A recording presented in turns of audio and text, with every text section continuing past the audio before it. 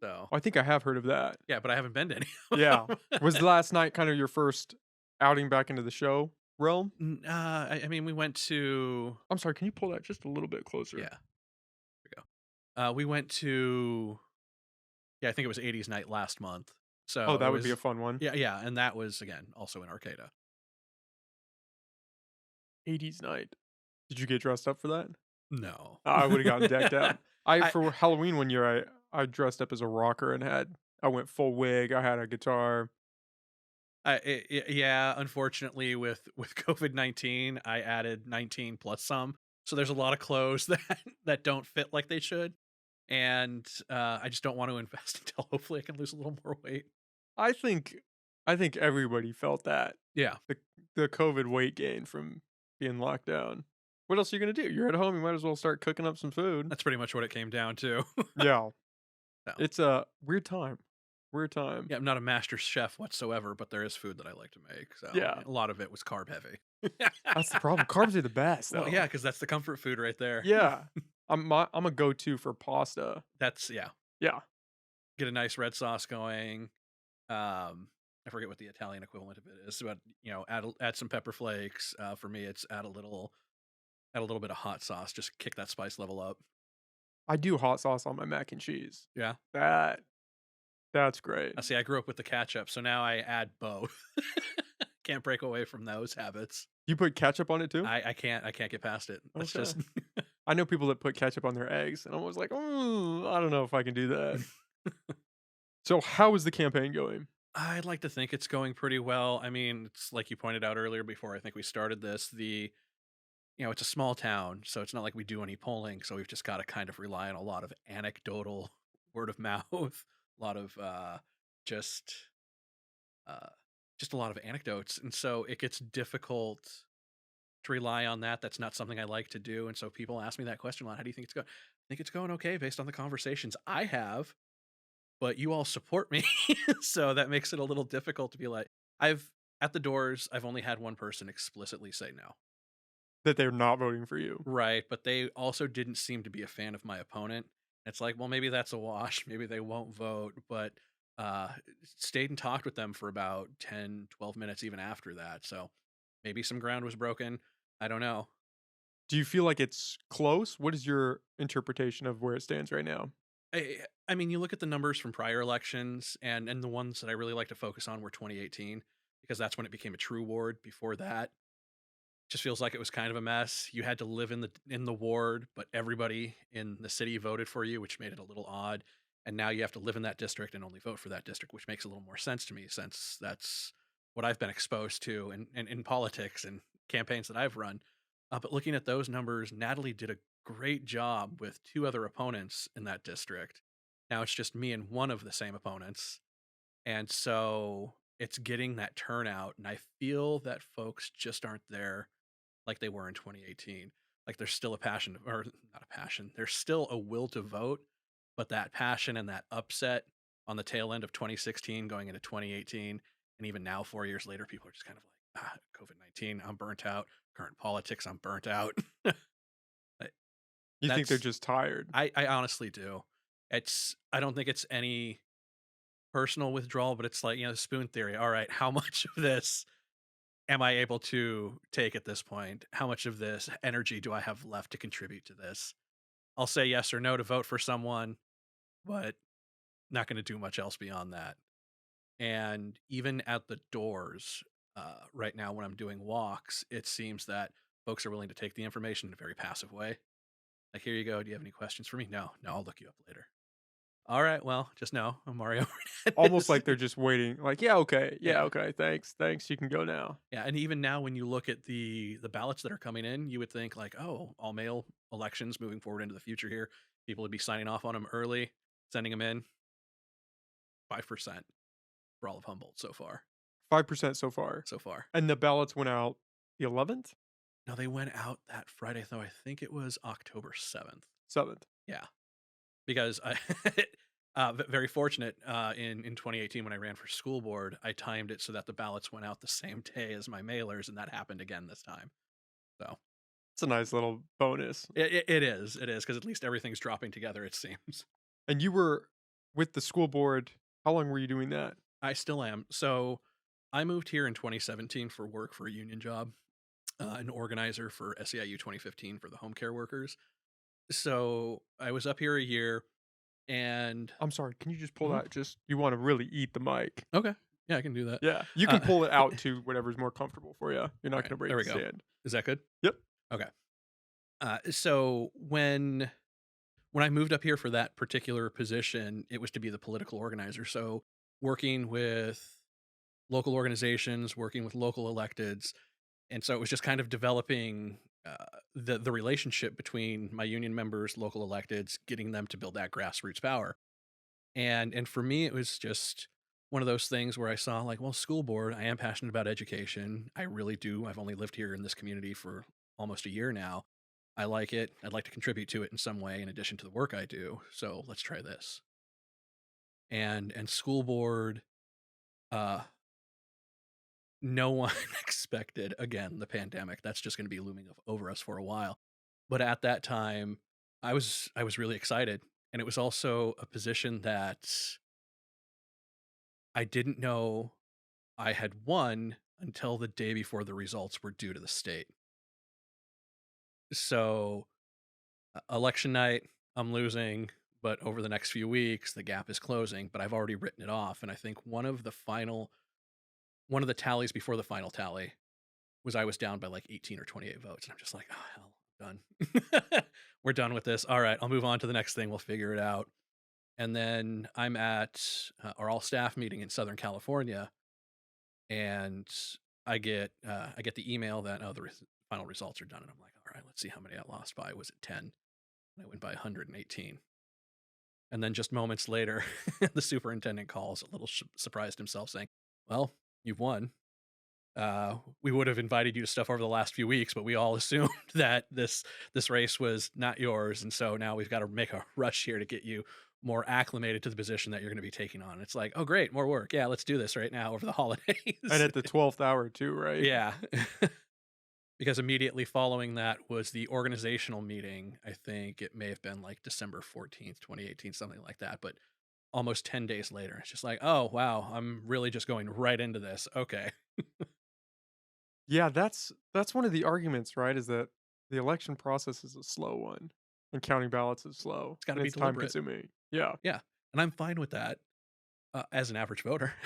Yeah, but when you're running, it's a When little you're a more. candidate, it's just like, oh Yeah. my God, what is Yeah, happening? can we speed the process up a little bit, guys? Especially in that situation where you feel like you're down and you kinda just write it off like, "I lost, I'm behind in the numbers. We'll just write it off." Just let me know election night. Am I over 50% or am I not? Do And it. and I wasn't. Even so this isn't the first election for me in this county.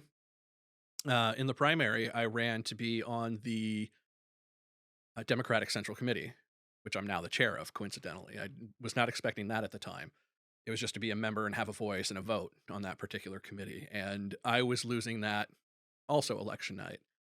But the gap was closing, and things looked a bit better for me a few weeks later, as opposed to finding out the day before the results are due. But yeah, it's anxiety provoking, it's aggravating. But as a voter, you're just like, okay, cool, I'll tune into this when the results are done. As a candidate, you're just kind of wanting to look over and over. You kind of fixate on, or at least I do. I fixate on it. Is it done? Is it over? Am I past that threshold of no return? Are the statistics in my favor? It's almost like when people are posting on social media and you start getting likes and you start getting comments and you're just refreshing to try to see, "Oh, what's next? What did somebody else say?" Yeah, a little bit, except there's no thumbs up and there's no comments. It's just pure math. And you're just like, oh, this is, I thought math was my friend, but it's not right now. Were there any parallels between running the campaign for that committee versus running the campaign for this? Uh, well, so each campaign's been a little different.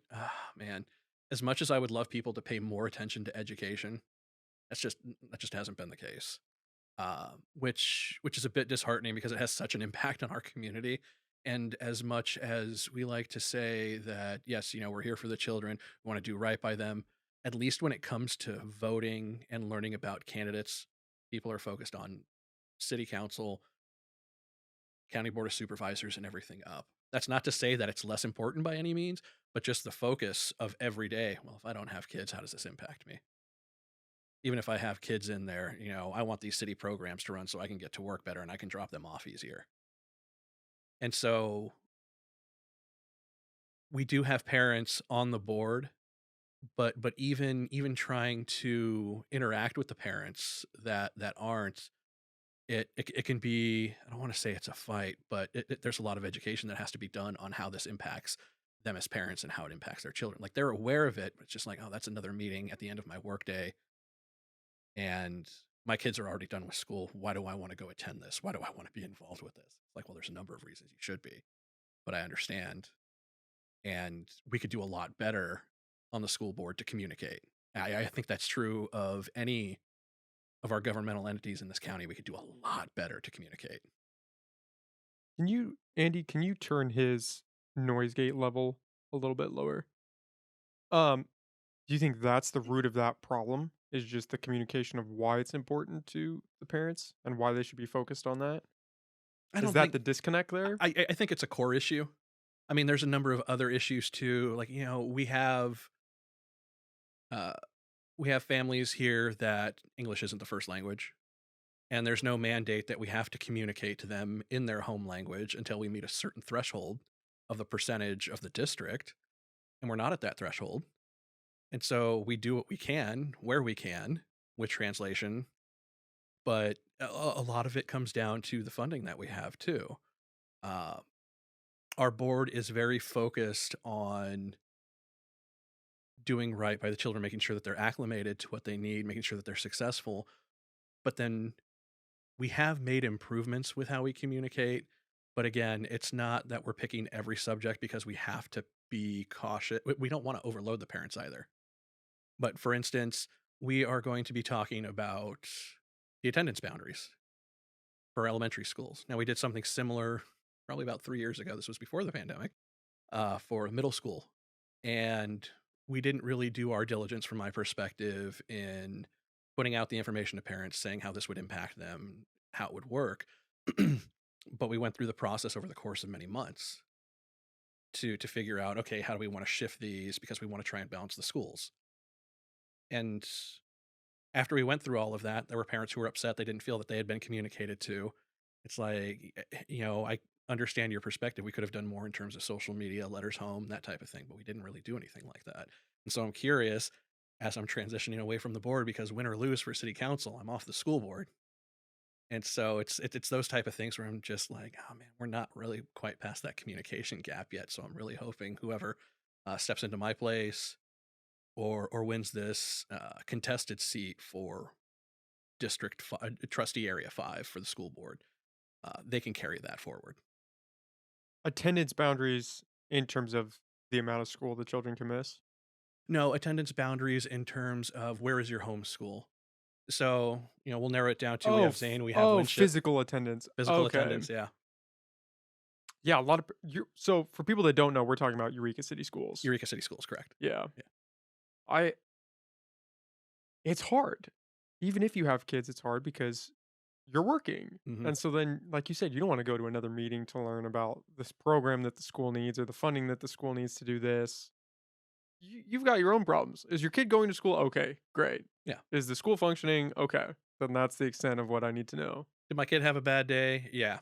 Please don't take it out on the teacher. Yeah. Yeah. Especially middle school. All middle schoolers have bad days. Middle school is, those teachers deserve some awards for dealing with middle schoolers.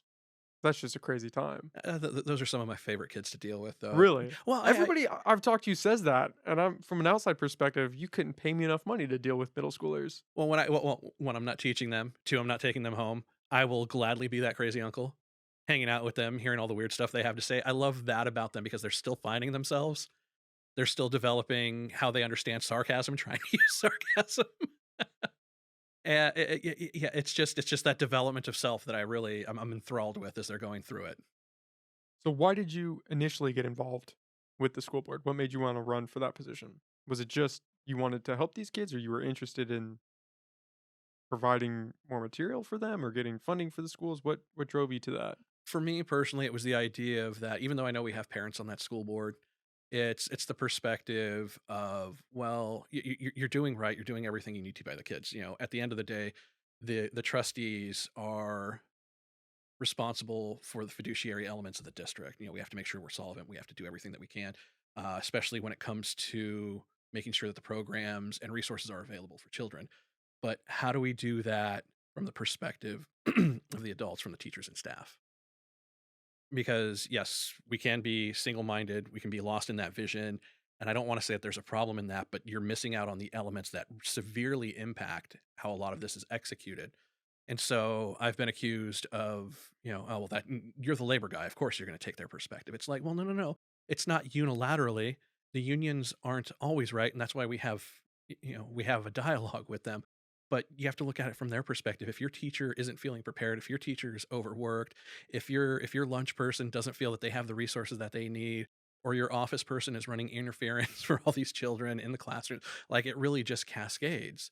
And so if I believe the phrase I've heard thrown around, if we want to make this a district of destination, then we need to make it a district of destination for the teachers that we have, hopefully graduating from Cal Poly at this point, coming over into our district, or even from outside of the district.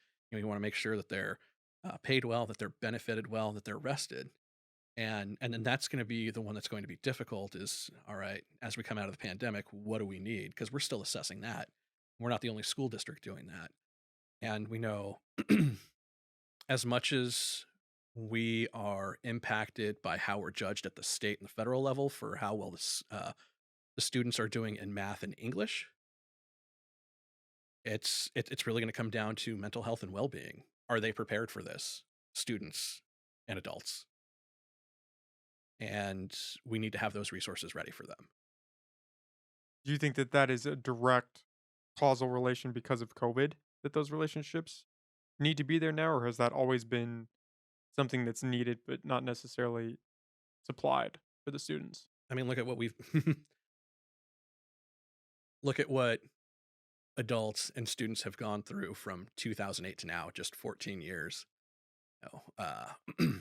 We had turmoil from the recession, turmoil from the 2016 election, regardless of which political aisle you fall into, and then the turmoil of this pandemic. And so it's just been like this slog of mental health, just like one blow after another to how you're feeling and your well-being. And the last 2 years, and even as we're finally getting away from it, it seems, or at least as it becoming endemic and less severe, there's still a need to just be like, can I catch my breath for a moment? And I feel that COVID just amplified a lot of the problems. Not that they were buried per se, but that it made it more observable In these students? in the students, in the faculty, in the staff. I mean, I feel, and again, it's one of those things. It's a small community. I could be wrong. Just again, but I feel we're talking about mental health a lot more than we have probably since I was a kid. Even since I was a kid, Yeah, even in that short time, it seems like the focus is really on it now. It's got mhm, a spotlight. which is a good thing. And it's so my background is psychology and politics. I created my own major through San Francisco State University, and I transferred there as a psych major. Was very much enraptured by the political scene at the time because this was 2010, 2011 as Occupy was occurring. So I wanted to figure out how's there a way to kind of bridge these two. And so when I look at things, it tends to be from the perspective of small group psychology and like what can we do to make improvements? What can we do to get people the resources that they need so that way they better. It's not necessarily like okay your individual growth, but how are we going to grow together in a positive way? Is that possible? Do you anticipate the effects of COVID? Do you think those effects are going to be lasting past this current generation? Do you think they're going to be able to recover from whatever trauma or mental health ailments are a result of that? Yeah, Or do you, children. Yeah, I mean, children are resilient. Some adults are too. Others need time. That's not to say that everyone's going to have the same experience. But I think children, in a lot of ways, are very resilient. And one of the things I like to do is everybody say, "Oh, this is so unprecedented. We've never had anything like this." Well, we did almost 100 years ago with the flu epidemic. Granted, two different strains, two different viruses, but we had something similar going on. Technology may have been different at the time compared to now, but we had something similar to reflect on. And so what we have to do is just be wary of not only the physical impacts that we may see moving into the future, but again, the psychological toll of the stay-at-home orders, of distance learning, of just not being able to interact physically for even that limited amount of time. Because if you recall, we went really into lockdown mode between March and April, started easing some of the restrictions. Summer happened, people got sick, tried to lock down again. Halloween comes around, another explosion of cases. And so we're not built to be isolated, whether we're introverts or not. There's still that element of wanting to interact, especially in person. But it's going to be a difficult next few years, if not a decade. Just again, personal perspective of just learning how to acclimate to one another again in a civil way. Yeah. That's one of the things I've heard is that this, especially in relation to these kids, in order to catch them up, we're going to need to supply more resources because you can catch them up, but you have to also acknowledge that there has been a toll taken on them through Mhm. this, especially the younger kids, right? And so you need those resources to get them back where they should be.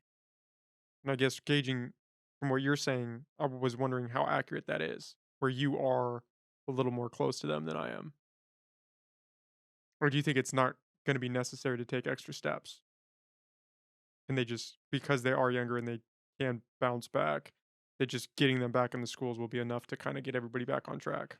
Well, yeah, again, especially for the younger folks, I think like transitional kindergarten through like first, second grade, they're going to They're be a able. little more resilient. Oh, absolutely. Especially because it's those formative years. They haven't developed that hard outer candy coated shell, however we want to refer to it. But for students that are older, that are still developing, that are like, well, this isn't how I'm used to doing it. It's just like, got to make some changes. And it's again, it's putting those resources in. And I know it sounds so vague, but that's because there's so many resources out there in terms of not necessarily what's available, what can be done. Is it a matter of having one mental health professional on campus? Is it a matter of having a teacher's aide in the classroom? How what is it that we need to put at each site to make sure that uh, students, faculty, and staff are prepared, that they're comfortable, that they know that they're going to be safe as things move on and progress. I said those younger kids are resilient, and actually, in thinking about that, I am a little worried with how only seeing people in masks affected them or will affect them in the long term. If you think you're a young kid in kindergarten and for a solid 2 years, everybody you see outside of your house has a mask on, what does that do to you psychologically? What effect does that have long term? Well, I think and again, the younger you are, it just might be one of those things like, that was a weird time of my And you life. just brush it off. Yeah, but there's going to be probably from some perspective, just picking up on certain facial cues, facial affect. It's like, oh, I'm not used to that yet. What is that? Are you angry? Are you upset with me? Just those type of things. And I know that that was something that was discussed very early on, especially with kindergarten age children. Was well, it's going to make it difficult for them to learn how to interact when this is what we do during those formative years. But I don't think it's going to just intrinsically hold them up. And it's just like I was saying, they're resilient. They'll learn and they'll persevere. Whereas the older kids, I believe, have already grown past that. And now it's just kind of resetting and getting comfortable again. Has that been a hard reset? Has it been hard getting kids back into school after doing the online or the hybrid? There were so many students who wanted to go back. There were so many teachers. I Every teacher, I believe, wanted to go back. It was just a matter of, am I safe? And so that's a perspective I had to take into account. Like, yes, the kids need to be back in the classroom. The kids want to go back to the classrooms. Is it safe for everyone? How do we mitigate? It's never going to be 100% uh, to the point that Okay, we're COVID free. Nothing's ever going to happen. How do we mitigate it? And so I think as a district, we did a good job of that. I would have handled it a little differently in a tiered fashion. Let's go back K through 3. Let's go back 4, 5. Let's go back 6 through 12, something like that. That's not the route we went. It's just kind of pull the ripcord. Uh, so I think kids were enthralled with going back. Like they were excited, but it's just like, whoa, whoa, whoa, hold on. It's been almost, Pump the brakes. yeah, yeah. It's been almost 18 months. Let's, and so we're seeing, not just here, but behaviors that we haven't in a while, or just behaviors uh, from students that wouldn't normally behave a certain way. It's just because like getting that release, that emotional catharsis, learning how to do that is not something that has been instilled yet. And yeah, I mean, could easily point to some of the things that have gone around out here with, the text messaging about was it a shooting that was going to happen at one of the high schools or something in one of the outlying districts, and it's just like nothing came of that. But it's just like what put that student there mentally to want to do something like that to just scare his peers? Was it a result of COVID and coming back into the classroom and not feeling that they were fully prepared? Or was it something even before that? Or was it something that just happened? And I don't think we're ever really going to know like where those behaviors come from. And that's going to be the difficult part. It's just kind of assessing the needs of each of these children or each, yeah, each child. I think Fortuna has had a number of those. Yeah, I wasn't going to name districts, Oh, but I'll it's name fine. this, It's of course. fine. Yeah.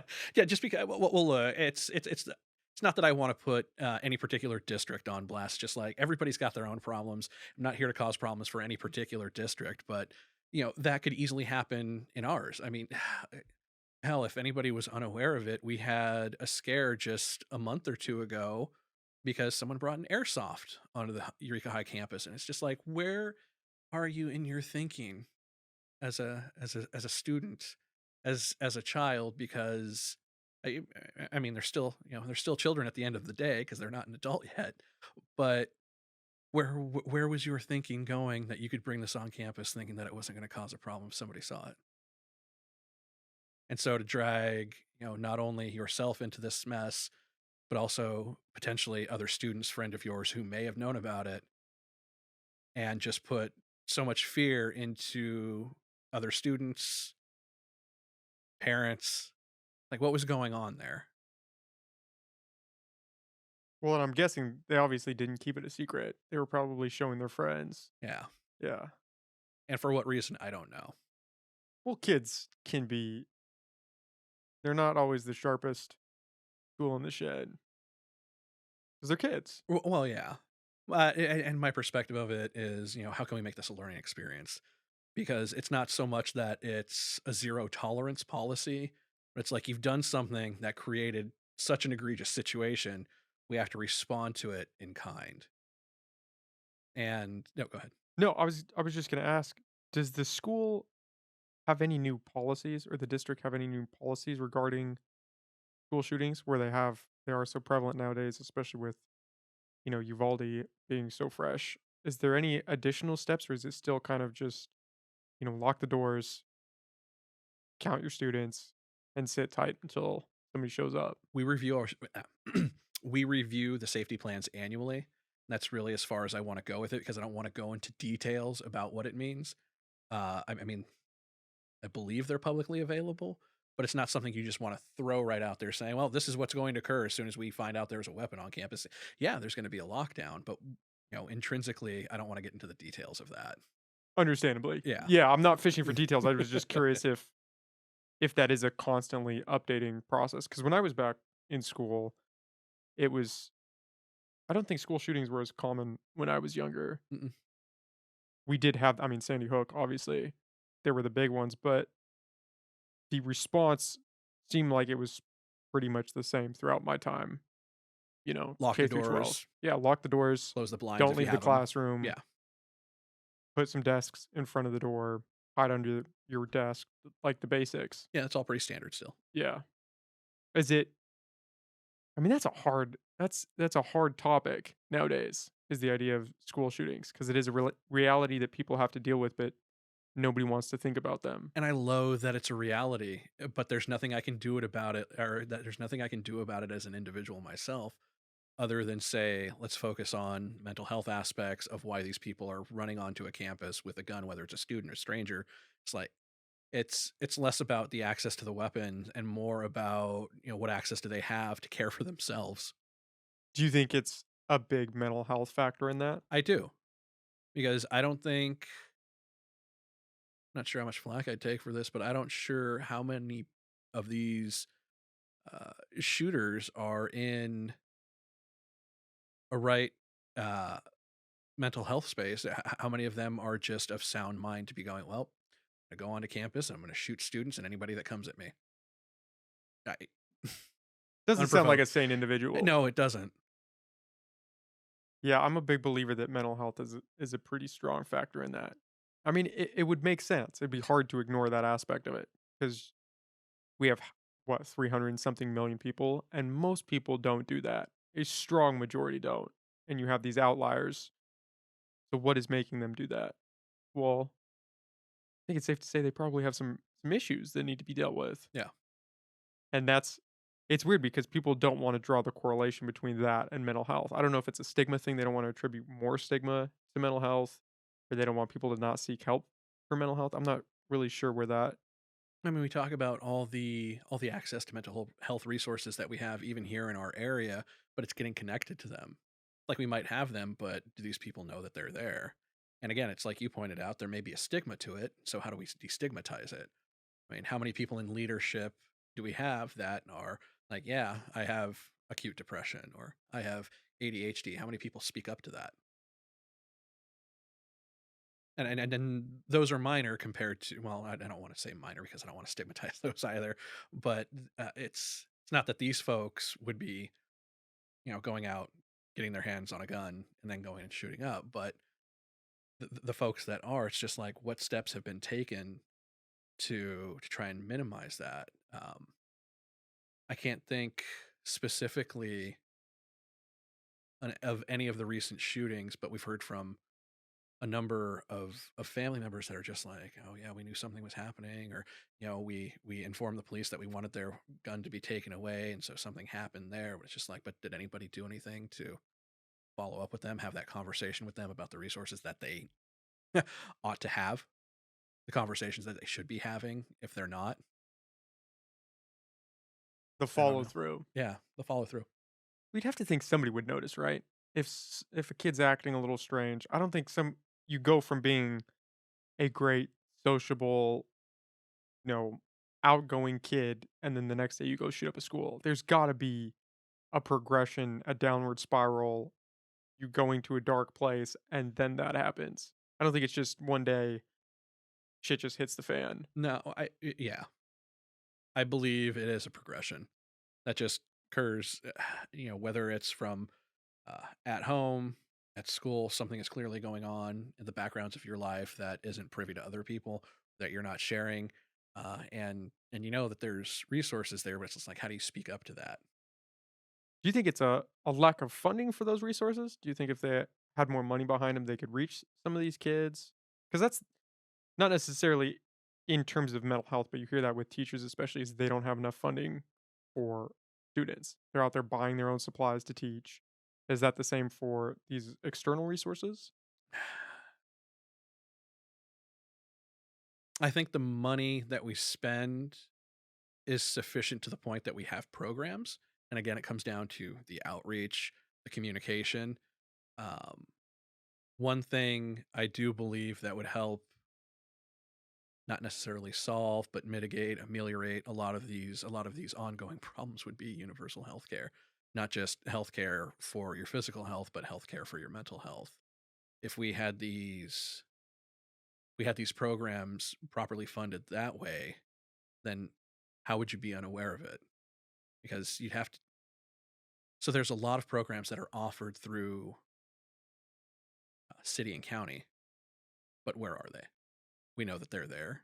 You and I might know that they're there, but if someone's on the street or someone's just not, again, of proper motive mind, how do they know where to go? Where's that element of communication for them? What is your take on the homeless encampment at 6th and West Ave? Talking about taking advantage of resources and especially amongst the homeless population. What is your stance on the police removal of those encampments? So from what I'd heard is that the police had been going over there over the course of weeks, letting people know that they have resources, letting them know that they could get connected to these other things. But again, like we pointed out, there's a stigma to mental health. There's this issue of trust with law enforcement that isn't quite there, especially with the homeless. And so once the camp has been removed, like, are they just going to fill right back in? Because that's what it feels like, a bit of a cat and mouse chase there. Even to the extent, like, yeah, I can't speak for law enforcement, but I could see something along the lines occurring that, all right, we're clearing out this camp and just kind of leaving it as that. Like, we're not telling you not to return, but okay, where are we supposed to go? Well, we're telling you not to return. So my my thoughts, my perspective on it is that there needs to be something more permanent for these class of people that either are unable to integrate into our culture or unwilling. At the end of the day, there are just going to be some people that I don't want to do that type of city living. I don't want to have that type of life. I'm just happy here where I am. I'm content. Okay, there's a few rules we would like you to follow. Then keep it clean and use those as restrooms over there. For the folks that are unable, I know there are some issues with the Cal Courts or the Care Courts program that are going to be started here either over the next year and a half or very soon. I'm just blanking on the timeline here, but that's something that the state's implementing. And so it's getting the people that are, to an extent, either unable to recover themselves through drug abuse or some other mental health issues, getting the court to mandate that they receive these particular resources to better themselves. And so, with that in place, if they choose to continue to camp, that's great. They know where the resources are and how to do that. If they want to acclimate into the type of living that you and I do in the city or outside of it, then there is going to be the housing program through some of the hotels that I know is going to be offered. So, it's kind of figuring out how we can do that through a permanent encampment because, again, at least they have this space that is theirs that they can call home for the amount of time that they need to. Do you, in that situation specifically, do you think they should have removed them? Not in the fashion that they did now, Meaning, meaning that there should have been more time built into it. but And there was that lead up time, right? The police did. My understanding was over the coming months, mhm. they had gone out there. They had sent out Oh, resource workers. was it months? Because I'd heard weeks, so It I might have been honestly weeks. okay. Yeah, I know that at least there was a period of lead up before. They didn't just go in and say, "Okay, we're here to clean everybody out." Right, but where are we to go? Oh well, there are resources here and there, but it's like, all right, but where do we go in that meantime? My understanding was that the homeless population there was no follow through on their behalf. That EPD had gone out there, provided resources, had taken people, I believe, but there was just not a significant follow through amongst that population. And so then what do you do at that point? Like you said, if they don't want the help, how do you handle those people? Well, is there a permanent place for them though? That's the thing. A lot of the things that are being offered are transitory. So, even Betty Chin, as great of a program as it is, it's not meant to be permanent. And, I can understand that. It's a private organization with, largely subsisting on donations. But what does the city have set up for these people that aren't going to be able to be put into housing right away? Because again, there's a process to everything. And there's also, you're also having to try and stigmatize yourself at that point if you're saying, like, yes, I have an addiction issue. Because do you see it yourself as an addiction issue? Or is it a mental health issue? How do you get all that done in the course of a few weeks? The folks that I know, the friends that I've had, nobody's been able to resolve any sort of issue like that, whether it's around mental health or addiction, in a matter of weeks. And so getting them connected to these services, like, yes, I'm great. I'm grateful that EPD is pointing them in the right direction with the help of the county. But in that meantime, in between, where are they to stay if they can't stay in that camp? Is there somewhere else for them? I think the trash aspect is one of the harder points of that Mhm. because you almost can't let them stay where they are because I mean, the pictures from the trash cleanup were Atrocious. Yeah, yeah. yeah. I mean, insane the amount of trash that was back there. So what do? Do you almost you let them stay there because you can't move them somewhere, or do you just bite the bullet and you go and clean it out Well, no, and then because then it repeat becomes the a public cycle? health risk, and so I recognize that too. And yeah, that's where it gets difficult because you want people to have the resources to better themselves. But if you're living in squalor, that's not good for you. It's not good for anyone in the surrounding area. And so, like, what's the education that we can provide there? Well, we have a dumpster here. The garbage goes in the dumpster, and I know people will say like, well, why are we putting that there? That's just creating an eyesore. I'm like, well, it's keeping the area clean. So which is it? Do we want people, not living here? Do we just want them to disperse, put up a camp somewhere else that we're also going to be dispersing later? Do we want to create something more permanent? And I would think that we would want to create something more permanent so they can get acclimated, so they can get better access, faster access, or at least more reasonable access to the resources that they need. And in the meantime, if we have a dumpster there, if we have sanitation service there, it should help again ameliorate that whole situation of squalor. Do you think that that transitional phase, what would that look like for you? Would that be a designated area where they could go camp? It would. I'm just not sure where that is yet. Yeah. I haven't put much thought into that, but again, as we're looking to where we would be building housing, permanent housing, uh, the surplus lots, maybe there's one of those that we create for, I guess, temporary, permanent, encampment, unless we could find something else. But for a lot of folks, I think it's just, I don't want to see that. I don't want to be exposed to that, but it's not something we can just continue to hide. These are people that are, yes, in a lot of ways choosing to live this way because they don't have the resources or they don't want to. And I think a lot of it is the former there is that they don't know of the resources and it's getting them connected to it in that reasonable amount of time. It's a hard topic Hmm. because you have the people that really are just down and out and they don't want to be living on the streets and they want a better life for themselves. They're trying to figure out how to get their feet back under them. And then you do have the people that just don't want to live in society, Hmm. that just don't fit the mold, have no desire to conform to it, and just wanna wanna live on the streets. But, right, but even those folks need some of the resources that are available. Unless they're really far out into the green belt doing all their hunting, doing all that sort of stuff. Yeah, there's still elements of our society that they have to acclimate to. But if it's home ownership, renting, those type of things, they're just like, that's not for me. I'm happy with my camp, my tent, my weather gear. It's like, all right, we have this spot for you right over here. And if you could help talk with the folks that the relationships that you've developed for the people that you feel,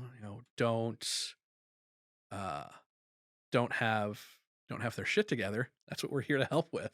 Or these are the resources that are available for them through the county, through the city, through state.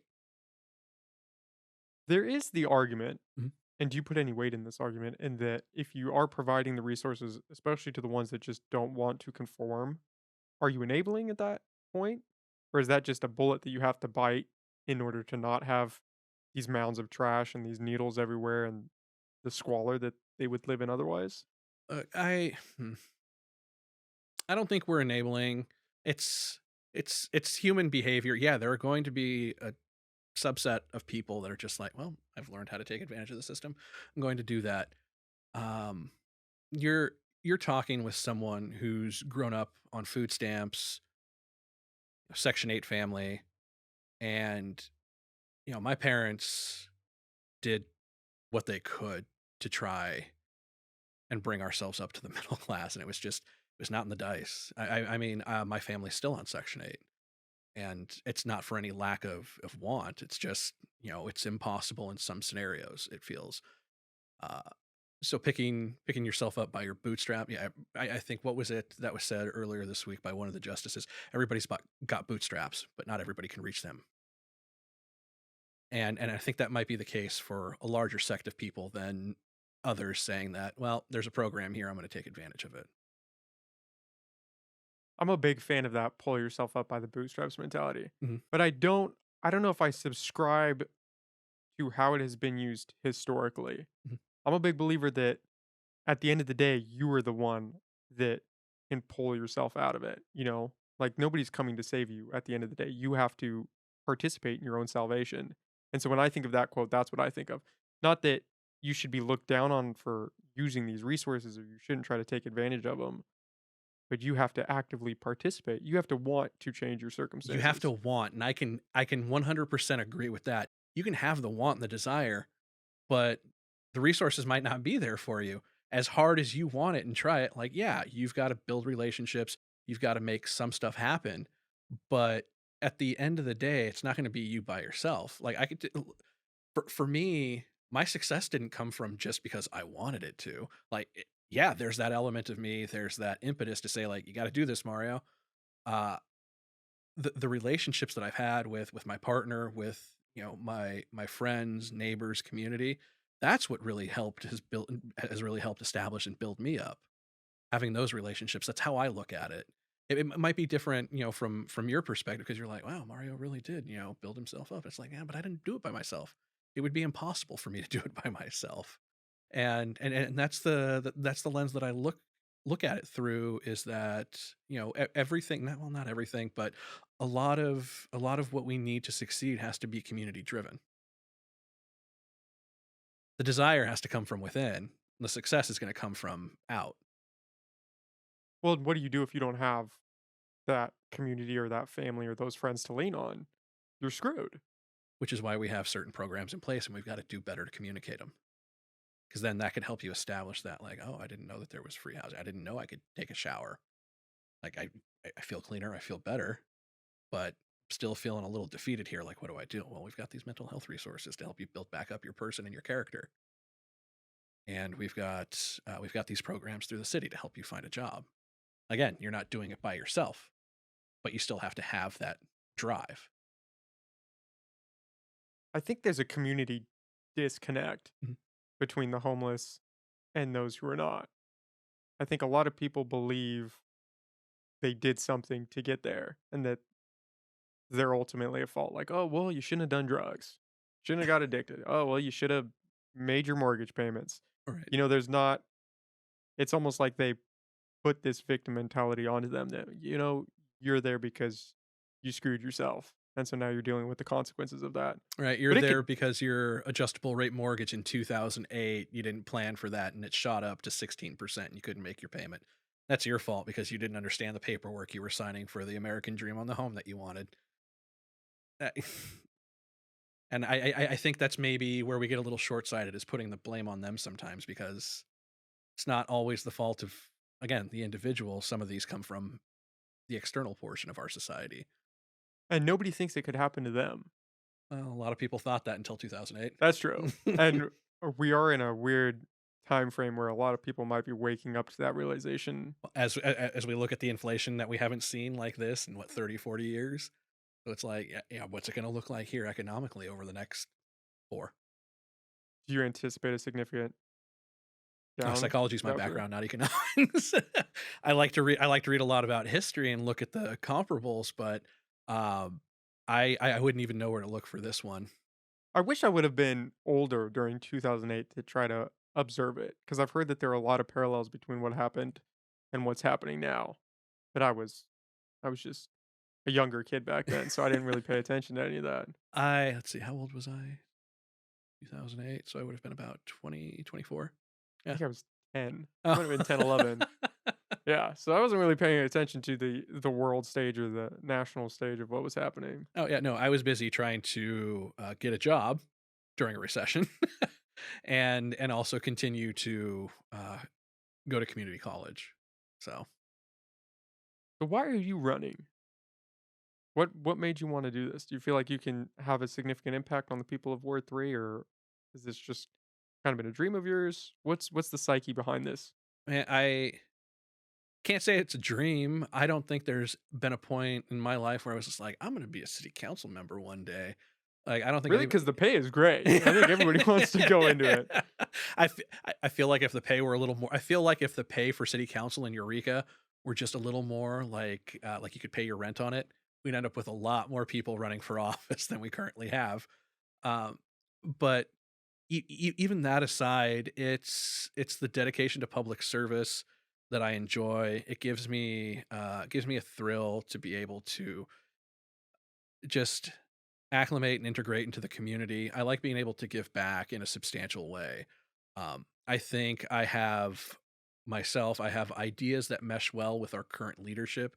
I have a good relationship with a number of the city council members, and from my perspective, they've been doing a good job over the last 4 years. And again, I've lived here 5. So I know there's a population of people that are here like, well, do you really understand the needs of our community?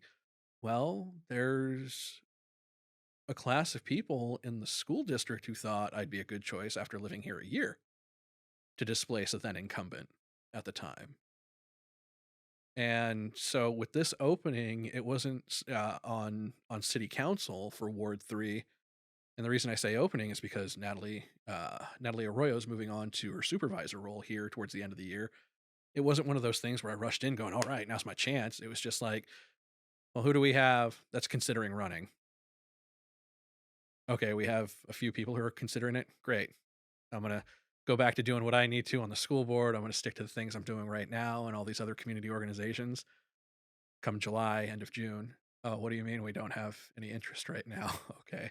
Let me think about this. Let me get over this case of COVID I have and get back to you and I'll think about it. And thought about it for another week or two and then got my paperwork, turned it in probably about a week before it was due. It's not something I took lightly. It's just like, is this something I feel I'm capable of? Because I don't want to do a disservice to anybody. But there's already, again, a group of people who thought I would serve well as a school board member. So let's give this a shot. What do you think the biggest challenges facing that ward are right now? That particular ward, again, like you've said, as we've established in this time, it's a small town, so I feel like there are a lot of overlapping issues, housing, homelessness. I mean, Ward 3 for what it is, we're far and away from the coastline, so we don't have to worry about the encroaching impacts of climate change, but it's still going to affect our community. And even when we look at Carson Park, when we look at the development in our area, we've already got a mixed use residential business district, which is great and fantastic. That's been there for some time. Henderson Center. Uh, Look at Carson Park, that's being redeveloped. We're going to see some upgrades and some updates to that, which are fantastic. But the overall prevailing issues are still the same citywide issues where it comes to housing and the homeless population. And What What do you make of that? The proposal to use some of those commercial buildings as mixed use and put some of the homeless in there for housing. well, we were asked a similar question a few weeks ago, and I'm open to the idea. It sounds like a great idea. Yeah, we have to change our zoning. We have to change some of our plan use for that. But at the same time, it's not like, as the business owner, or the person who owns the vacant lot or shop, I'm just going to say, well, that's the city's Yeah, now. I'm not just gonna Eminent give it domain. away. Yeah, Yeah. no, no, no. That's not the route I want to go unless it's really like the last uh, piece of arsenal that we have because we've tried. Mm-mm. We want to negotiate. We want to do everything we can so we can do right by the business owner and the property owner. And we want to do right by the neighborhood. But we've got to get past this mentality of not in my backyard because, well, then we're going to run out of places to do this. And so, how's it going to look? How's it going to fit into the aesthetic? We've got to get people acclimated and we've got to communicate. Aesthetic. Does that come up a lot in terms of pushback? Aesthetic, like, The oh, not in my backyard thing. Like I don't want to see that well, right there. yeah, well, take into account some of the arguments against not the totality of the arguments, but, portion of the arguments while we were while we were having the discussion about the wind farm up on the mountains, the hills there. Some of the folks were saying that's going to ruin my view shed. It's like, I don't A think I've view ever, shed? I've never heard those two words used like that. neither had I. But you have a piece of property and you could see over those hills and you don't like the way that wind farm is going to obstruct your view. It's a neat argument. Probably not the most impactful right now, but it's a portion of the argument. Okay. What do you when I brought that up, I was thinking about those lot cops, like the Mhm. one they threw in front of the gazebo. What is your stance on those? Those were horrific, and I think they should have gone through an open process. It was Um, pretty crazy that they just put it up. Like, yeah, this is just gonna go right in front of the gazebo. yeah. And I forget if that was a city man or city administrator decision or I think to be fair to the council, I don't think they knew it was happening. I think it was an admin that decided to put it there. well, it was, and I forget if it was the Lost Coast or the Time Standard, but when they were writing up, that's what came across. City administrators didn't feel that this was something that needed to be done because they didn't need the permission. And it's like, but it's the transparency and it's the communication. I mean, even the shop owners that have been clamoring, like, oh, we need more of a police presence down here. We're having issues. It's like, but you didn't talk to them about putting this up, did you? Because nobody seems to like it. Nobody seems to want it. Got to do better by that. We've got to communicate this better. Do you think that the theory of that is a good solution to the needs of the area? Is implementing these lot cops? Which for people that don't know, it's just a tower with cameras. Right. And the theory of it, as you're observed, you're less likely to engage in any sort of nefarious behavior. um, I can't say that I agree with the theory. It's, I mean, if people are going to rob or use or do anything like that, it's going to be much more clandestine than here's this large looming camera that's going to abate the situation. I don't. I I disagree with the theory. Now, if there's any science behind it, I'll gladly read those reports, but just the theory alone, I have to disagree with. Yeah, I'm not a big fan. The idea behind it the idea of the mass surveillance state, I get that people throw that out there and it starts getting you get a little woo woo with it. Um, but it kind of freaks me out. And the Mhm. idea that they could attach, license plate readers to it or facial recognition software, which I believe in the city council discussions, there was a discussion that the cameras don't have it currently, but not that they wouldn't in the future. Mhm. That freaks me out. Well, I mean, what's to keep a private shop owner from putting something and facing it outward? Yeah, but they wouldn't have the ability to use something like a governmental resource that Like a can facial recognition software. or a license plate reader. Mhm. The shop owner is just gonna have his camera. And yeah, you might not like that, but if it's in your shop, I think it's a little different when it comes to a government entity like the city council. And Well, then even if you agree with it with this city council, what if the next one says, you know what, we feel like there are a lot of cars being stolen down there. We're gonna do the license plate reader. Where does it end? where do you draw the line on Big Brother? Are you a subscriber to that mentality or what is your stance there? I would want to read more on the effects, on the theory, on the science of does this dissuade people? What is the impact of license plate readers? What does this actually do other than collect data? I, I I honestly don't know. So at the moment, no, I'm not a big supporter of it because what does it do? Collects data. Yeah, it does it criminalize me? Like again, that's all it does is collect data. I don't understand like its intent. Is it to dissuade people from driving? Is it just dissuade people from stealing a vehicle? Because not going to happen. And I think in certain uses, like Winco, I believe, Mhm, has one. mhm. That's great. Let Winco use that.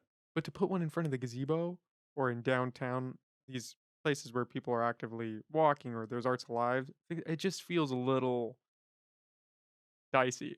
Seems like it could be a slippery slope in the future. Well, again, and that's one of those things where it should have been an open process. The community should have had a say. Like, yeah, and it wasn't until I think it was Leslie Castellano, it may have been Natalie Arroyo that brought it up, and we're able to bring it to the council where there's a discussion. But it's there, and it's just like how much of an impact did that have? Because it's there, it's out of sight, but I believe it's still there. I think they just moved it. And these are on permanent foundations, which is the crazy part from my Oh, understanding. are they? I believe so. The Winco one is that mobile unit, but I know initially the one they installed in front of the gazebo was a permanent structure, and I think the one they moved it to is permanent as well. Mm, uh, so were they already permanent? No, they installed it Oh, to okay, be a permanent one. okay. That's why them taking it down was such a big deal. They were like, "We don't wanna this is supposed to be a permanent structure now." Can you Pro- Google that? Because I might be maybe I'm talking out of my house. I know for sure the initial one was permanent. Okay. A, a, a But I think permanent they just structure that we didn't include anybody on in the decision making yeah, process except ourselves. I think I don't know if it was the city planner, I don't wanna speak out of turn, but it was one individual that said, "Yeah, we're gonna put it right here." Yeah. And Talk about the process of government, where does that come into play? and it may have been, yeah, again, because I would think if it was one of the planners, even one of the administrators, there wasn't anything uh malicious about it. It was just like, oh, we're low on law enforcement. We don't have enough bodies. Well, then should be okay to install this. That'll just sway people. Hold on, you're installing something that's supposed to be permanent and something. Yeah. And is gonna surveil the public. What do you have here for, Cindy? Lockups to be built around town. Oh, you're right. That is a Yeah, permanent so the structure. initial one was a permanent structure. Scroll down and see if we can see, building in Carter House. Those are yeah, they've put them on some of the trails as well. See if you can find where it talks about the second one. Well, and to be fair, the city I don't know if it's the city planner. I don't wanna give slack to any one individual without knowing for sure, but Well, their decisions lately have not been that great. There was the what was it, W in Dolbeer? oh man. What is your stance on that? So and it's going to come down to communication again. When they had, or at least when they had hired the entity to conduct this study and do its 100-page plus report, it's been alleged that the city reached out to the school district. The school district said, we don't want you to do this while students are in classes. But I guess there had been a miscommunication because when this particular item was brought to our school board, it was corrected as saying the district didn't want this to occur during the first 2 weeks or first week of school because it would have been too chaotic. And so the fact that we'd only been consulted in that capacity, we're going to do a study. When do you want us to do it? And then nothing was discussed with us until the project came before the city. And I can understand, okay, this is the city, but it's going to have an impact on one of our school sites right over there by the zoo, Washington. And with how that school was built and the parking lot, the drop off zone for the bus, you're going to have things running in the wrong direction. We're going to be dropping kids off across the street. It's a safety issue. It's going to be going in a one way direction. We know that there's already anecdotal evidence in this report saying that we have staff that observe people driving through this area 30 plus miles an hour. So why didn't you come to us sooner? Why didn't you communicate with us on this better? So that was the prevailing issue for me. For the entirety of the board, it was a safety issue. For me, it was just like, why wasn't this study conducted under uh, under a normal school day over the course of a week? Yeah, they did it when school wasn't in session, Right. which how do you get an accurate reading You don't. on track? Exactly. And then for them to just decide, yeah, we're gonna do this based on the information we have. We feel this is a solid idea. Acknowledging, oh, it's gonna increase traffic, it's gonna increase time to get wherever you're going through that area. It's not gonna be efficient, but at least we will have a bike lane. Yeah. When it came to us, one of the issues that I brought up too is that normally you hear things from both sides. Whether people want to support something, oppose something, usually you're going to hear that. Even the was it the survey conducted by the city, over 80% said don't change this. I can't speak to the veracity of that survey because I don't know how it was conducted, if they checked IPs or anything like that. But at the same time, even it seemed during the city council sessions, it was really only less than a handful of folks who were like, I think this is a good idea. Like, Maybe that's indicative of something. yeah. Yeah, I don't know anybody that was pro it. I honestly can't think of anyone. And even then, I try to leer away from that because it's anecdotal. And so you want to have something a bit more substantial to it. But the fact that I can't think of in any of the articles, in any of the going ons, even in our own board meeting, there wasn't anybody that said, well, hold on a moment, this might be a good idea. Not one. I think that says something. Yeah. Maybe It's not the best idea. and so it might come back at some date in the future because legislation's never truly dead. Well, that's the crazy part is they Yeah. said they reserve the right to bring it back to the floor. You have to say that so that way But just acknowledge if you have a bad idea, I will not fault you for it. But if you have a bad idea and you dig in your heels and you say, "No, this is a great idea," after knowing it's a bad idea, we've well, got a problem. well, what's great is in that particular study for that, for just the change lane use around there are elements in that study that say that you have to have the trust of community. You have to communicate this correctly, and it has to be something that they want. And so it sounds like all of that was just failed on by the city, and so could have done better to communicate. There's still an issue of trust that has to be developed. And as much as they tried to explain, like, this is how it's going to improve traffic flow, none of that really seemed to land. Well, I don't think that was it was intended to improve traffic at all. I Mhm. don't think that was the point of it. They acknowledged that it was going to make it worse. They just, for whatever reason, they felt a bike lane was needed around there. Well, it would slow things down around the school. So I'm a bit in Yeah, favor of that. Yeah. which you could I mean, the speed bumps, Mhm. that was their intended purpose, right? Was to slow things down around the school. But a bike lane just seemed I mean, I like to think I'm around that area a lot. I drive Yeah. through there all the time. I never see anybody riding bikes. You see a lot of people walking. Well, yeah, don't get me wrong. I would love to see a bike lane there. I have a bad knee and I still love to ride my bike. But if it's going to be at the detriment of the process and explaining how it's going to work for the community, then you're not coming from the right place. I do believe that if there were a dedicated bike lane, we would see more cyclists around there. And that's not necessarily a bad thing. Again, that goes into the element of like we need to reduce our carbon emissions. That alone, going to help us plan around our city better. Are we ever going to be a bikeable city like Amsterdam? Probably not. We're much too small for that, like San Francisco. I hope not. But it's one of those things that we are going to have to get away from the idea that everything is built for, or made, and around cars. I'm not saying that nobody should be owning one, but we do have to figure out a way to mitigate emissions. And so, even that aside, I just like the idea of the bike lane for my own selfish purposes, but I'm not going to say, let's put a bike lane there, even after this study that says that we need to do all these things. I'm not going to do something, even if I might enjoy it, that's going to be at the detriment of our city.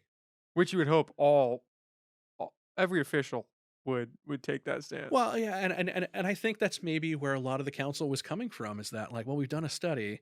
Oh, wait, but there are these faults in it. Okay, you know what? Probably not the best one. And they did the right thing in the end and said, you know what, we're just not going to do it. But we reserve the right to change our mind and look at this again. Like you just have to do that. Do you think that the city needs to start taking those steps to, what would you say, implement a greener future? That seems to be a Catchphrase. yeah, catchphrase, but a pillar of your campaign I've noticed is the idea of green, Mhm. especially with climate change. Is that just a passion of yours, or do you think the city needs to start taking those steps? I honestly think every municipality that has it in their control needs to. I mean, look, we've got the coastline there. We're already aware of the impacts that it's going to have, rising sea level is going to have on the corridor of 101 going towards Arcata. So, yeah, we need to build up in a way as best as we can. And by that, I'm not talking about like having the Transamerica building or anything like that and, the Eureka landscape, but 4 or 5 stories shouldn't be unheard of. I mean, we're already building what, a 4 or 5 story building that's supposed to have its rooftop bar in the Old Town area. The largest structure in our city is the courthouse, and that's how many stories? 5. 5? Yeah. So what's wrong with that? I don't necessarily see anything wrong with it as long as it's built around the elements of ways to house the unhoused and make it affordable for people in our community. Do you think that's part of the solution is building up? Mhm. I do. What do you make of the housing situation there with HSU or Cal Poly Humboldt? I'm Yeah. just gonna keep saying HSU. I'm digging my heels. I'm gonna become that guy. I'm just gonna dig my heels Yeah, in. it's all right. I like to say Humboldt Poly. So Yeah, that's a good combo. yeah, right. Do you? Because there's been a lot of pushback with that, right? And I believe it's around the fact that they're building. I don't know if it's 5 stories or 8 stories. Andy and I were trying to figure that out today. Yeah, well, I mean, Arcata is a unique place, compared to Eureka, but you also have to take it from the perspective of like, what is it that we need? What is it that we're comfortable with? And because getting people to acclimate to change is already difficult enough. So, how much change can we offer? That's reasonable. 4 or 5 stories. People seem comfortable with that. Does that mean in the future we're not going to have 8 or 10 story buildings? I'm not going to be on city council at the time, but is the culture going to change to that point where it's like, you know what? We need denser housing and it needs to go up. If the community's in favor of that and there's viable plans for it, why not? So with Arcata, that's a bit difficult just because I'm aware of the situation, but I'm not too aware of the politics going on. And I know that there have been some issues about building closer to the bay, and I'm thinking like, my God, no. You need to build further away from the bay, especially as we're all aware sea level's rising. Is there any have there been any studies done, or is there any evidence showing what that would look like for Old Town with Off the rising top, tides, off the top of my rising sea head, level? I Yeah. I, I don't know. But you know that it will impact the corridor out there on 101? Yeah. What does that look like? Um, that's just coming from the various reports that we see or articles from Lost Coast, Time Standard, and a lot of that would be planned and constructed by Caltrans. So that's kind of as best as I'm informed at the moment. I haven't gone into a lot of the traffic corridor studies. No, but does that Mhm. look are we talking about it within the next 25 years, I that corridor would be partially underwater, or do you know the extent of what that looks like? I think it would probably be within the next 25 or 30. That it would be Well, underwater? no, not underwater, but it would get to the point where it would become increasingly unsafe for traffic to flow through there, especially depending on the winter and any sort of king's tides that we would get. That's a crazy thought. Do you Yeah, think we should be we shouldn't be building in Old Town? We should be focusing our efforts farther away from the bay? Or do you think it's pretty safe there? What and does that look like for you? I can't speak too much to that because I mean we would have to do a study on that. There's just no way around it. I'm not an expert on that particular change there. Again, I'm going to stick to the fact that the one thing that I think we universally understand is that Climate the change is coming. it's coming. It's occurred. The sea level is rising. To what point? We hear about how it'll affect king salmon and the outlying unincorporated areas of Eureka. But for Old Town, like, no, I don't see many Hands Gallery getting washed away in the next 10 years, maybe 25. I don't know. Got to look at the science on that, but it's again, it's planning for it, and so we can look and see what other coastal communities have done to mitigate the effects. Yeah, don't look at Florida, right? They just it's kind of weird. Florida's a unique case in that they just keep rebuilding. I've never really understood that. There's a lot of hurricanes there. It gets decimated. Everyone's like, "Well, pick up a hammer.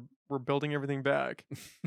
That's kind of a weird thing that humans do. We just pick a spot and this is now our spot. We're not going to move it. Infrastructure gets wiped out, build it back up. Yeah. We might want to be more cautious as it comes to that. I'm not always be prepared. Plan for natural disasters, but maybe if anything happened, it's like, well, you know what? Maybe we don't rebuild right there. Maybe we scooted a little farther off the coast. Yeah. Or I mean, obviously, I'm not a structural engineer or anything, but you would think there would be ways that we would have the technology to kind of make things a little stronger or prepare in a different way where it doesn't just decimate entire communities every time it happens But you every don't few like the years. idea of having gondola rides through Old Town? I mean, we already got a lovely look downtown that everybody from locally loves, and even from out of county loves. Imagine if you could ride a gondola through that. Of course, I'm being sarcastic, but Yeah.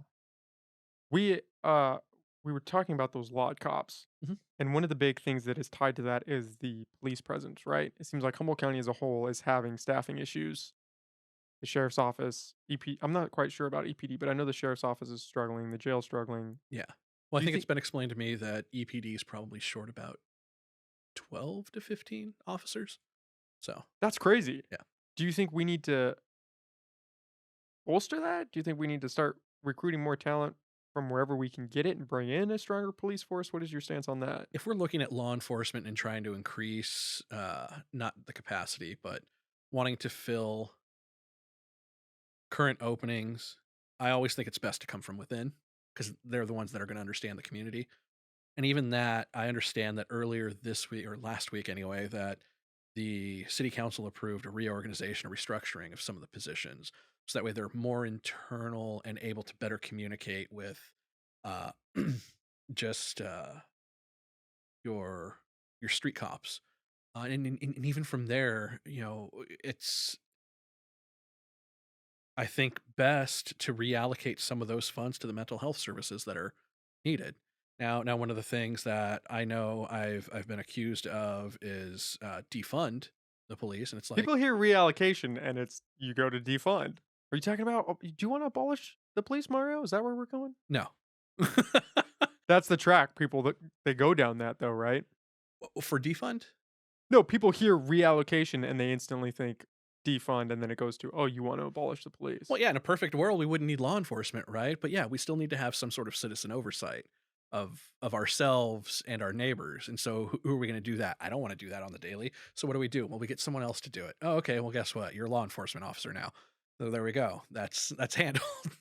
But you're right because people do seem to think that yeah, it's defund. It's like oh my god, you want to abolish the police? Um, You've been accused of that? yes. And so my perspective is you've heard the words defund. The Democratic Party at the state level has endorsed the movement of defund the police and not to abolish the police because the idea, the rhetoric is, we've been screaming for these services, for this help for decades, for reallocation, for mental health programs, for anything, but it didn't start getting noticed until let's defund the police. Whoa, now back up. It's like, oh, cool, I've got your attention. Great, thank you. I've been screaming for help here for a while now, but can we have a conversation about this? And the is either going to be yes, which thankfully I've had, or it's going to be no, which I haven't encountered yet because people are at least willing to have a conversation after I've been asked, do you defund the police, or do you support defund? Yes or no? The answer is yes. Can we have a conversation now? It kind of seems contradictory in a Mhm. time where we are short staffed with police to talk about defunding the police, though, doesn't it? Or how, what is that? So when you say you want to defund the police, what does that mean for you? Just a reallocation of some of the police resources, a pulling of some of the funding and directed it towards mental health services? What does that look like for you? Well, they have the community service engagement team, which I believe has been doing some great work with the homeless population to get them connected. Again, that's one of those resources to help people get where they need to go, get what they need to better themselves. And so, could we use the funding for more of those type of positions? Because my understanding is there's only one social worker so far, and so can that one social worker do all the work for that team? Has that been looked at in that capacity? Do we need an additional social worker? Do we need to look at other positions that might not necessarily be a law enforcement officer? And so I'm not saying like, oh, we never fill those positions, but can they be restructured in a way that we're still doing right by the community, but we're also doing right by the people that need these services and these calls? I mean, look, I just had someone wander onto my property the other night screaming. They didn't break anything, but it's like, oh, you are not in a good space. And the instinct from my partner was like, we've got to call 911. It's like, no, no, let's call non-emergency. This isn't an emergent situation. It's urgent. This person needs help. And it was still law enforcement that showed up, but in what capacity, I'm not certain because I didn't well, I need to be part of this. It's like, nope, that's not my role in this situation. So I'm assuming that that person got help or at least was taken to a place where they could get it. I've heard the sentiment a lot that people would like other response units. So if somebody is having a mental health crisis, it is not police that respond. Mhm. It's maybe a social worker, maybe it's someone that's well versed in mental health crises that would respond.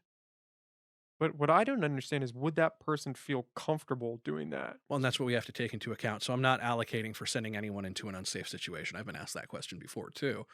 So, and a domestic violence situation, especially in a house, can really take a turn depending on what's inside, how heightened and anxious and angry people are in that situation, it could take a violent turn. I'm not saying that, I hope for that situation, but you need someone who is there who can not only de-escalate it, from a mental health perspective, but who might have to make that arrest or that intervention if it came to it. Because that person with their mental health background isn't going to be qualified to do that. What do you make of the counter argument that we should provide the police more funding and give them more training so that they are more capable to handle the details of the job?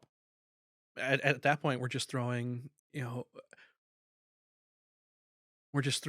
responsibility at them the same way we do with teachers. You can't be a counselor and an educator and the lunch person. You can't be an officer, the mental health person, the person who has it's you can't just keep throwing money at it and saying, "Here, we're paying you to do all of this." You reach that upper limit of just this is what I know and this is what I've trained for. I can't be prepared for everything. And so that's why I do see this kind of bifurcation in duties. Like, yes, you have your role as a law enforcement officer. You're making sure that people are abiding by the law. You're making sure that people are safe. But you also have this mental health professional here who's going to help de escalate that situation, who's going to get them pointed in the direction of the programs that can help or assess what's going on. Do you buy into the idea that in reallocating some of their funds or in cutting some of their funds that it will hamper their ability to do the job that they're doing currently or dissuade people from good people from wanting to take those positions because there's no money in it anymore? Well, if we cut the funding, that means we're cutting the funding for the programs like the CSET team, the community service engagement team. So no, I can't say like, yes, let's just slash the budget. It's like, no, how do we reallocate? But where does that money come from? The reallocation money. Well, it would be from within, right? So you'd be saying, this because I believe that social worker is part of the police department. So instead of backfilling one of those, from my perspective, instead of backfilling one of those empty positions, it's like, well, we have this position of a mental health worker, so we can have One of that those person. police positions. Yes, potentially But then doesn't that decrease police presence? it would, but is that what we need in some responses? Yeah. In some responses. Mhm. Like, how many officers do we need in that domestic dispute situation? How many officers do we need if someone's having that mental health breakdown in front of a business downtown in Old Town or in Henderson Center or on my property or anyone's property for that matter? Yes, you still want someone there who could administer or, again, provide that safety. But if it's going to, if it's only that mental health response that's needed, then you still have the officer there and you have that social worker there.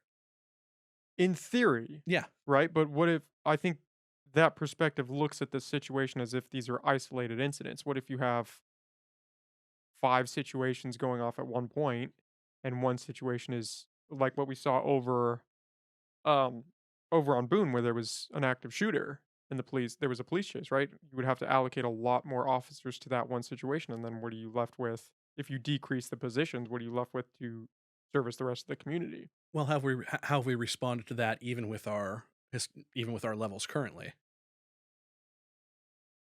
Well, if And so I'd be looking to that. How have we responded to that? And do we have any folks that are, reserve officers themselves? So we would have to pull from there, at least for those type of emergent situations. And but is sorry, I didn't mean to No, no, interrupt. you're good. No, Yeah, continue. I was going to say, and even from my understanding, when there are those type of events, there are, oh God, what are they? Forget what they're called, but there are typically agreements between the law enforcement departments. Hey, if there's something going on, we need your response to us to help with this. And I believe that even occurs with the sheriff too in this area. I would buy that. Yeah. My point of pressing on that is just I'm curious in that we are in a chaotic time Mhm. nationally, and the idea of decreasing presidents, police presence, it seems to get a lot of pushback because people are worried. Well, if there's no cops around, who's going to Well, protect the public? nobody's saying no cops. And I'm trying to do my best to say, not less cops because again, yeah, I did say, let's let's fill this position with a mental health specialist. But again, it's still in the same department. So at least that way they can better communicate and coordinate with each other.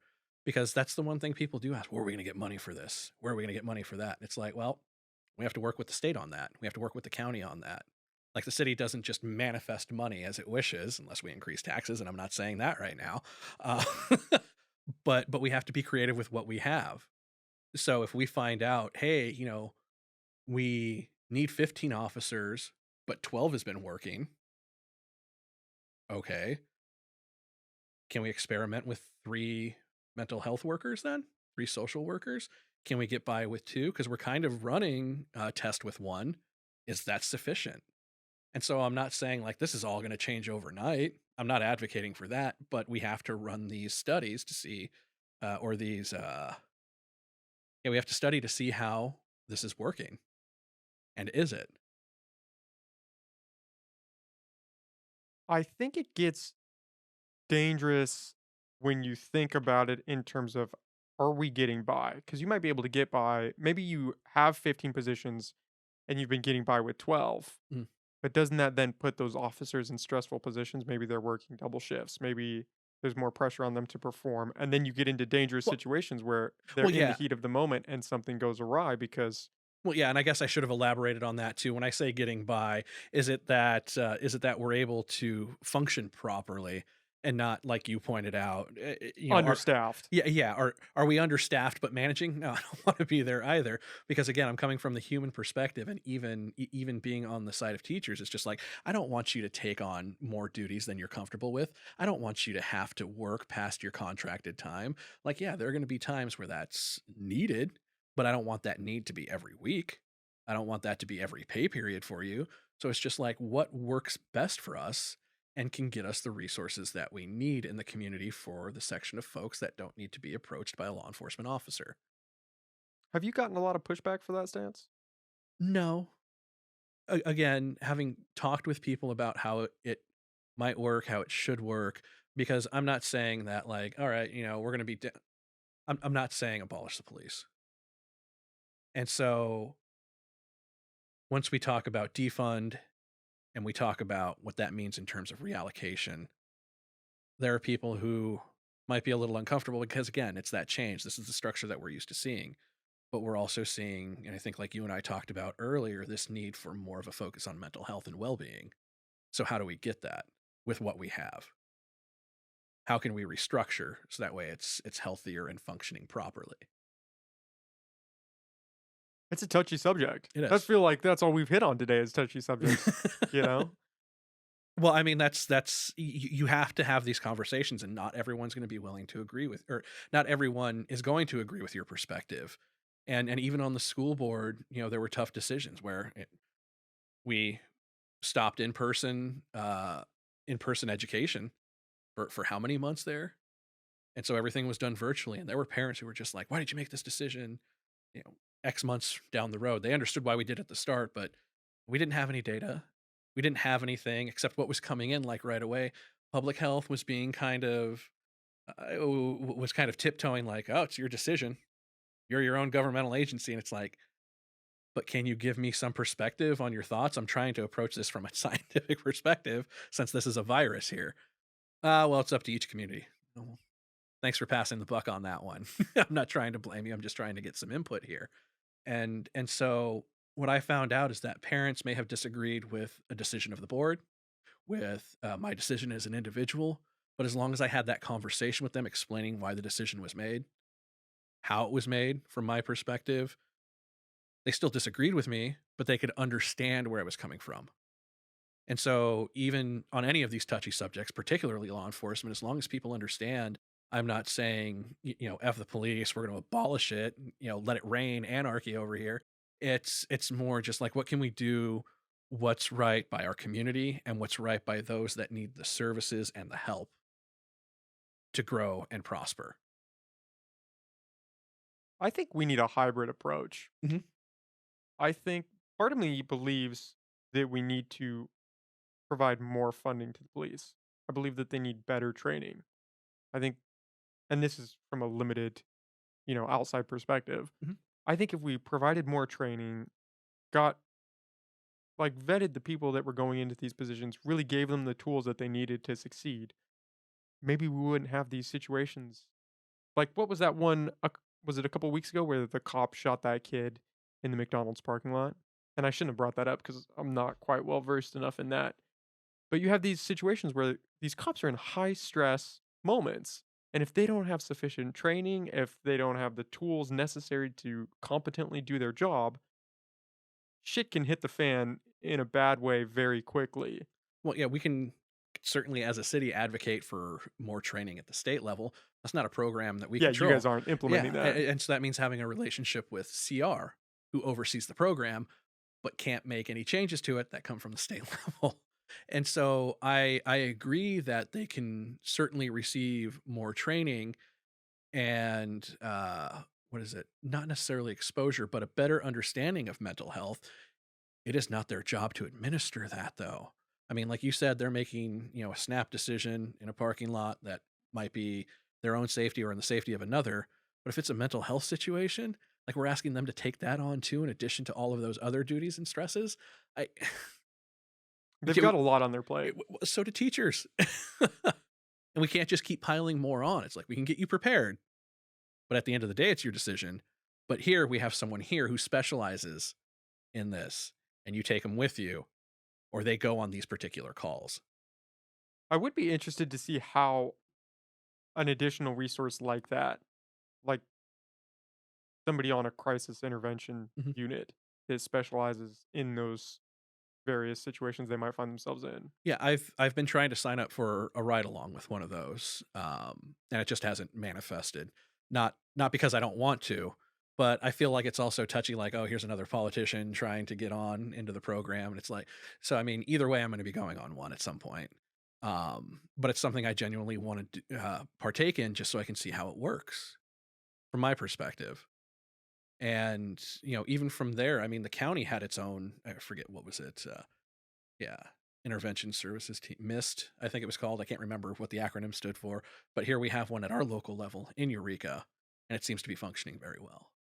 And so we've got to look into that once it's been around long enough to see, like, okay, what works, what doesn't. Is it the totality of the program, or is it just aspects? What changes can we make? Do any need to be changed? Is it sufficient and we can fill these other positions, or do we take one or two of those and add to this program? Do you think we'll get to a point where in society police presence is diminished overall? Because it seems like that's where a lot of this is building towards Mhm. in in the abolish the police movement as a whole. It seems there is a consensus among people in that that if we got rid of a significant portion of the police presence, people would just get along, or it's just an unnecessary expenditure that we partake in. I'm trying to think because even if we're talking about doing it ourselves, it's still policing in a way. It's self-policing. So is it that it would be less structured? Is it that we would be more accountable to each other? I I don't know those elements of the movement. What I know is that defund has been used as the signal to say reallocation. So that's the perspective I've taken. And so when it comes to the abolition, the abolishment of law enforcement, I don't see that happening in my lifetime. I mean, yeah, it'd be great if we didn't need a lot of those things. It'd be great if the mental health services were already built in. But I think at that point we're venturing more towards a utopia than we are reality. That's how I feel. Yeah. Whenever somebody starts talking about we need to abolish the police, usually it's I get the feeling that there's there's a lack of reality in that perception. Because people are there are bad people in everything. I was just having this discussion earlier today. There are bad people in everything. And the idea that those people are just going to be good if we got rid of cops is it's great in theory. It would be great if everyone just got along, but that's not the world we live in. Well, yeah. I mean, I'm an optimist as much as I can be, but there are still times I have to lock my doors. So I You had to want, call somebody when that guy was on your property. yeah, You had to do that. yeah. And again, I called non-emergency because it wasn't, there was no weapon, there was nothing going on that seemed emergent in that situation. It just seemed like someone who needs resources that I don't have, and that law enforcement wouldn't either. But they're the ones who responded because we've given them that duty, and so we need to separate that duty from them. Not because they're bad people, just because that's not what they're trained for. Even though they should still have some exposure, some training to that, that is not their duty at the end of the day. Yeah, they get a catch-all in a lot of regards, you could say. Yeah. I have to ask, in kind of prepping for this, I came across reference to a post-capitalism conference. Mhm. Is that something that you attended? I have not been able to attend any of those since living up here. I've been invited to them, I've been asked, and that's because of my attachment to the unions. Um, and so it's just, how do we build worker power? How do we establish unions in the workplace? And so that's what I've always been invited to partake or to, I don't want to say lecture on, but maybe provide some sort of workshop on. And I've never been able to attend just because of my schedule. So what is the idea behind that? Is that we're going towards a more socialist idea of society, or is that just really the foundation of we need to empower workers more than we currently are? I think we're starting to see a lot more worker empowerment. I mean, hell, you have places like Starbucks, Chipotle, Amazon, any of these things that would have been written off a decade ago to let alone 5 years ago that you can't organize these. People don't know what unions are anymore. And for a large swathe of my adult life, a lot of people really didn't understand the purpose of unions. Like, okay, like we all have an understanding of the mafia teamsters from the 1970s, sure, but beyond that, it was just like, oh, they take my money and might help me with something. It's like, well, no, no, no. The money helps build the infrastructure, but you're building your union. How do you want to see it work in the workplace that you have? And that's been my perspective as long as I've been a part of the labor movement. So what is the attachment to the words post-capitalism? Because people hear that and they start Thinking sweating. socialism. Yeah. Well, yeah, I mean, we're at a point where, from my perspective, capitalism isn't healthy. We're running low on our resources, whether we've exploited them, we're running out of them, or just unable to find them. What comes after this? What's next? And there are a lot of aspects of socialism that I like. I'm not going to lie. What drew me into the Democratic Party was Bernie Sanders, who describes himself as a democratic socialist. And if we start talking about the perspective I have from psychology and the political background and education I have from San Francisco State, I would be a libertarian socialist. And I'm sure there are a lot of folks who are just like, how the hell does libertarianism and socialism fit together? And for me, it's, do we have the programs in place for people to pick themselves up by their bootstraps? No.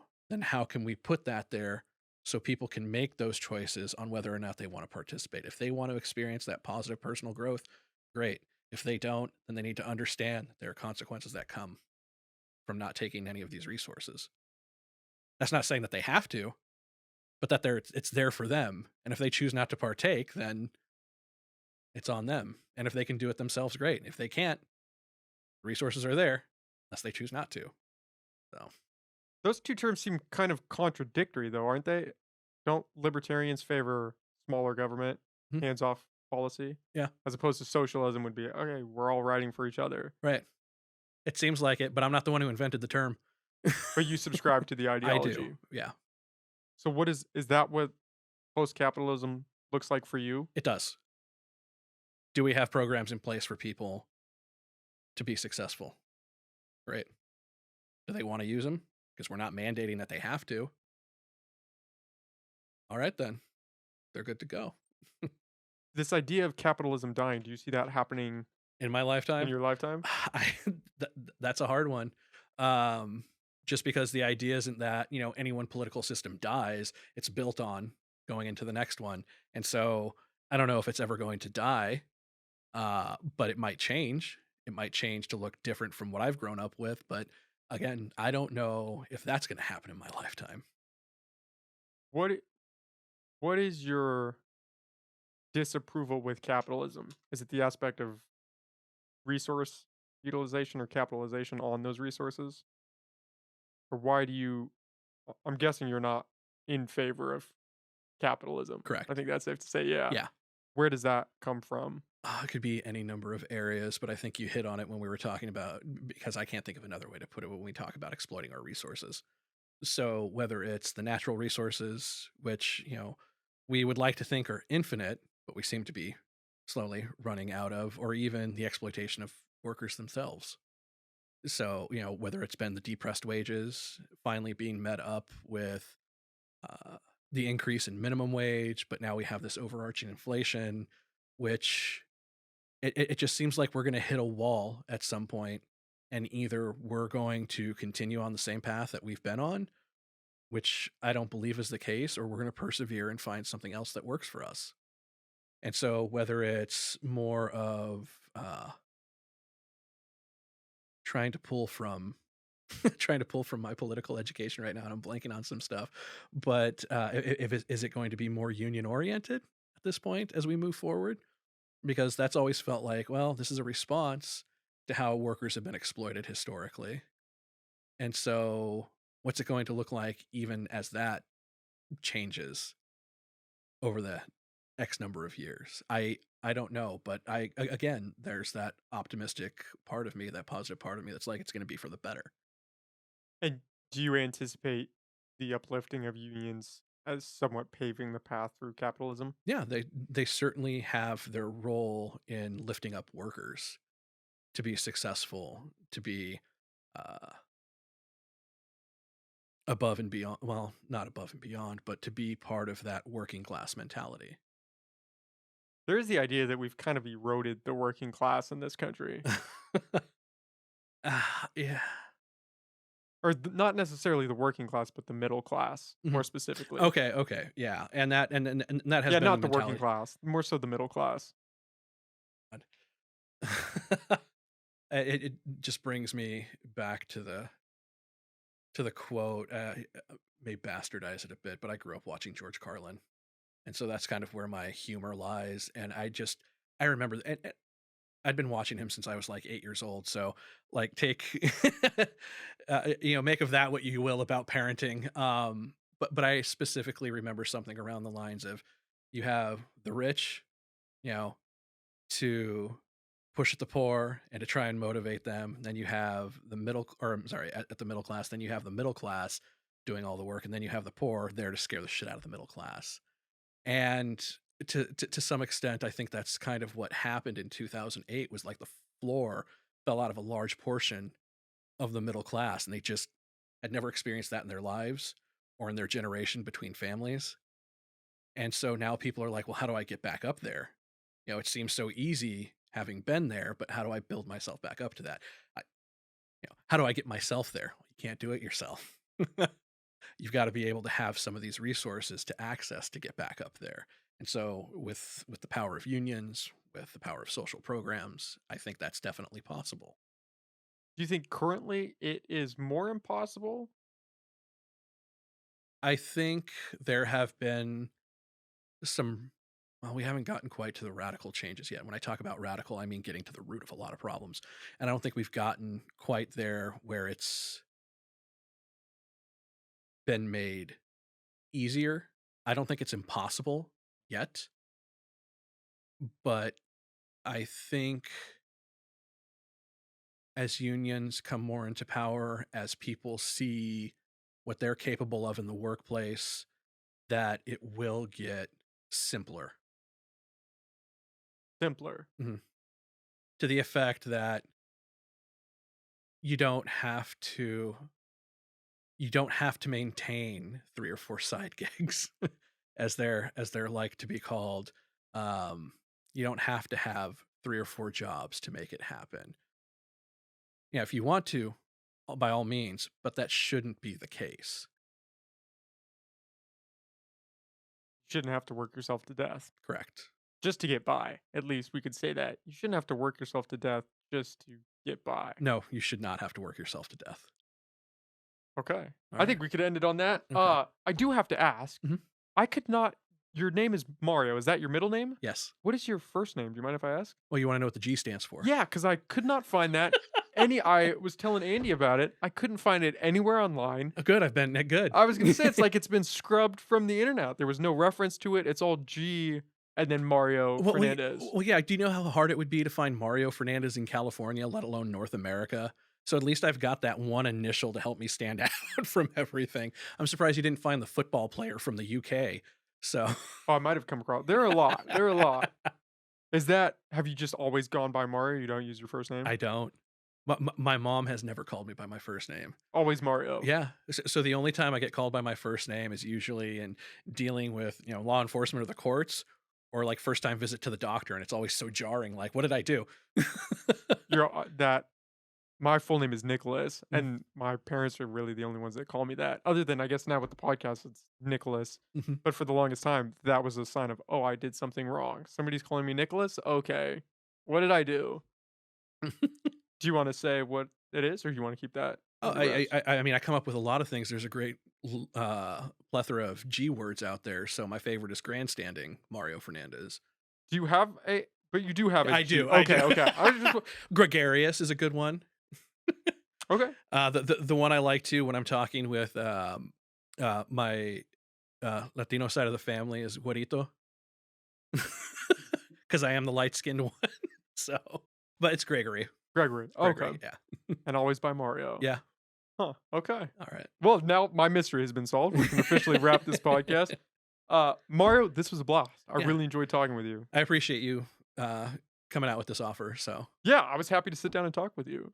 Do I- you want to plug where people can find you, where they can find the sure. campaign? Yeah. So, I would hope people would vote for G. Mario Fernandez on the upcoming ballot for Eureka City Ward 3.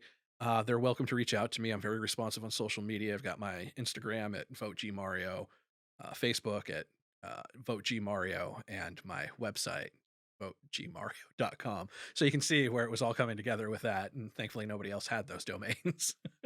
Okay, well, Mario, thanks. Really, I appreciated this. Likewise.